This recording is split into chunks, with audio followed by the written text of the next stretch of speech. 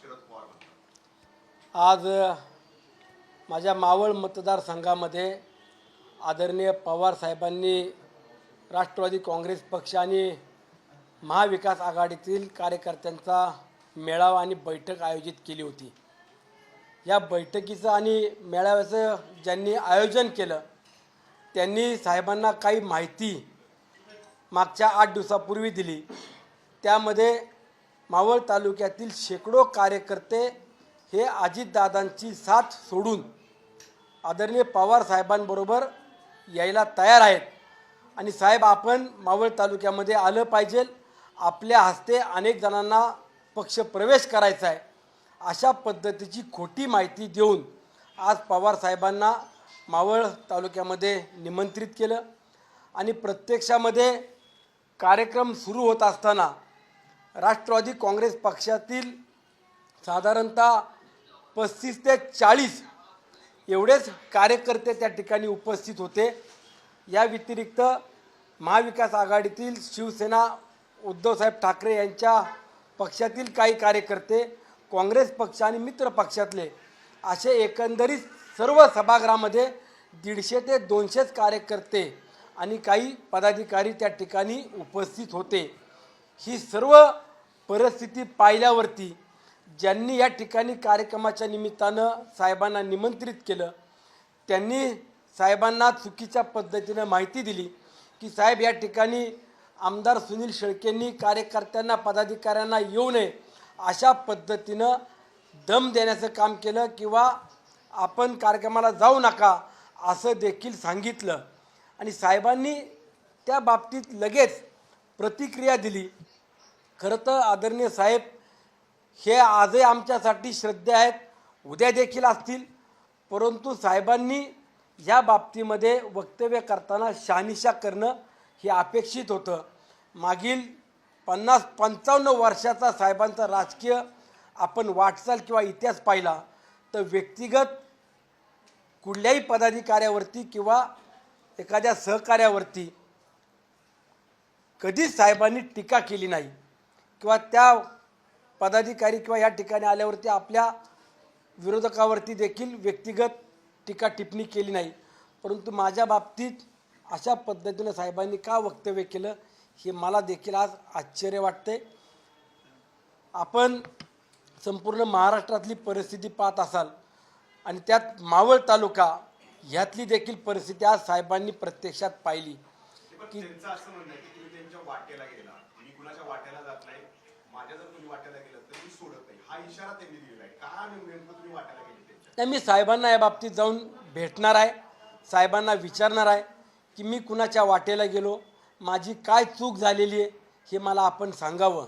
परंतु आपण जसं सांगितलं की तुम्ही कार्यकर्त्यांना इथं दम देता किंवा कार्यकर्त्यांना येऊ नये म्हणून फोन करून सांगितलं, ही ज्यांनी कोणी माहिती आपल्याला दिली त्यांनीसुद्धा माहिती खरी दिली का खोटी दिली हे सुद्धा आपण जाणून घ्यायला पाहिजे होतं, एवढीच माझी अपेक्षा आहे. परंतु साहेबांनी जे काही वक्तव्य केलं याची मी नक्कीच दखल घेणार.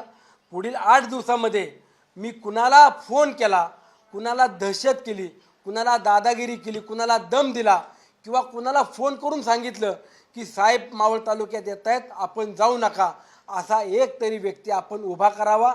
अशा एका तरी व्यक्तीनं आपल्याला पुराव्याशी माहिती द्यावी, अन्यथा मी संपूर्ण महाराष्ट्रात सांगणार की साहेबांनी मावळ तालुक्यात येऊन माझ्यावरती खोटे आरोप केले. म्हणजे आव्हान देताय तुम्ही साहेबांना? नक्कीच सिद्ध करून दाखवा. मी साहेबांना ज्यांनी कोणी माहिती दिली त्या माहिती देणाऱ्या व्यक्तीनं साहेबांनी एक तर पुरावे द्यावेत, नाहीतर साहेबांनी जे वक्तव्य केलं ते माझ्या बाबतीत खोटं केलं हे सुद्धा साहेबांनी सांगितलं पाहिजे किंवा मला माहिती देणाऱ्यांनी चुकीची माहिती दिली. परंतु आजपर्यंत आपण बघितलं की साहेबांनी असं काही केलेलं नाहीये. गेली 5 वर्षातला तुमचा सगळा त्यांनी या भाषणामध्ये सगळं काढलेलं आहे की तुम्हाला आमदार कुणी केलं, तुमच्या अर्जावरती सही केली, तुमच्यासाठी प्रचार कुणी केला, हे सगळं त्यांनी काढलेलं आहे. ही वेळ नेमकी आली आहे त्यांच्यावरती. हे बघा, मला आजही माहीत आहे आणि मी उद्याही ते सांगेल की आदरणीय पवारसाहेब हे माझ्या प्रचारासाठी मतदारसंघामध्ये आले.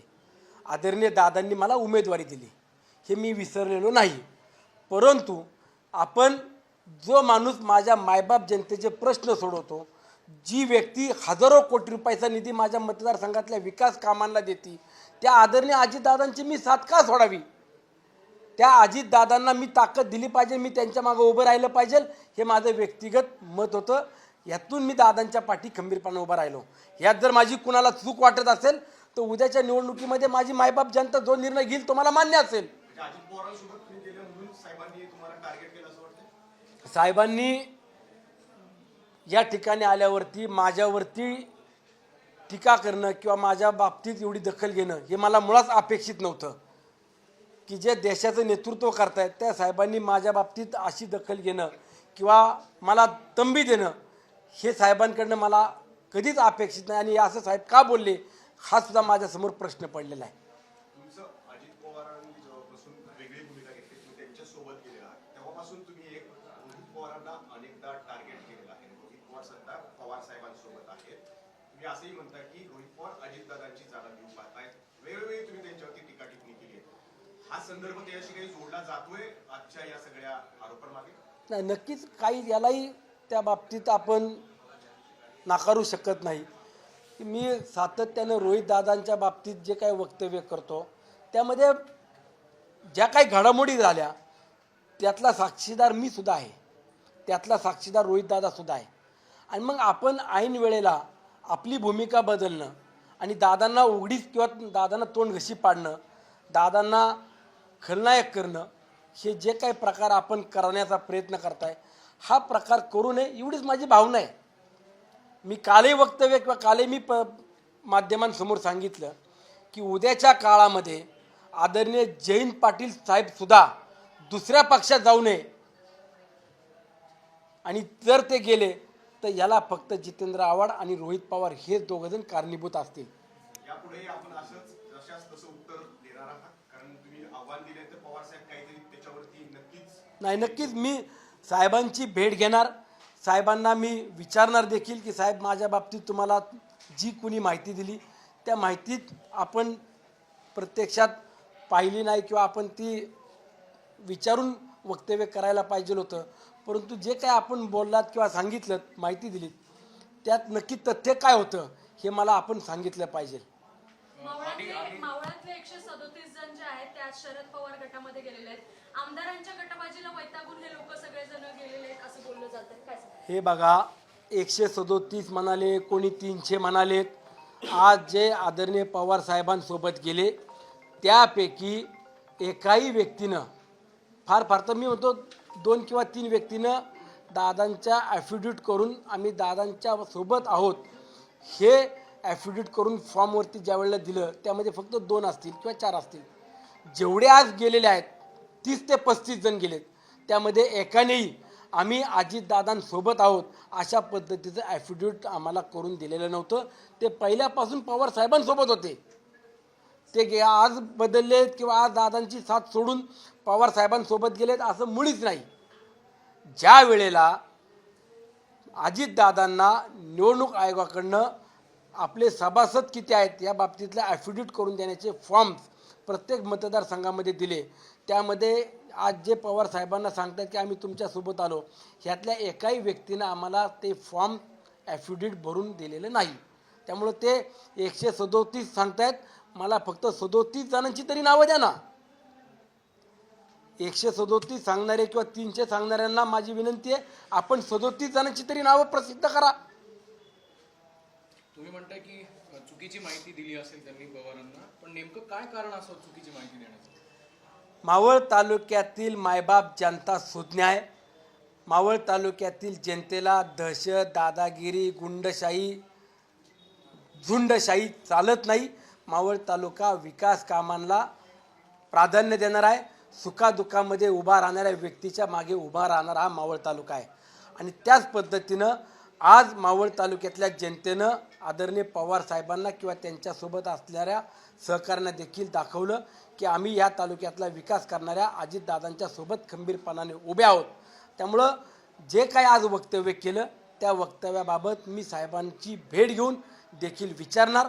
आपल्याला कोणी माहिती दिली, आपल्याकडे काही त्यातले पुरावे आहेत किंवा आपल्याला जे कोणी सांगितलं त्या बाबतीतली जर काही शहानिशा करून आपण जर बोलले असाल तर मला ते सांगावं. एवढंच माझं त्यांच्याकडे मागणं असणार आहे. तालुक्याचे ज्येष्ठ नेते मदन बापना वारंवार बोलतात तुम्ही त्यांना दम देताय म्हणून, तो धागा पकडून आज पवार साहेब असं बोलले असते. हे बघा, मी मागेही सांगितलं की ज्यांना कुठं जायचं त्यांनी कुठंही खुशाल जावं. प्रत्येकाला व्यक्ती स्वातंत्र्य आहे, लोकशाहीनं आपल्याला प्रत्येकाला अधिकार दिलेला आहे. आणि मी साहेबांच्या बाबतीत किंवा बापना साहेबांच्या बाबतीत एकदाच वक्तव्य केलं की साहेब, तुम्हाला जी काय भूमिका घ्यायची ती तुम्ही भूमिका घ्या.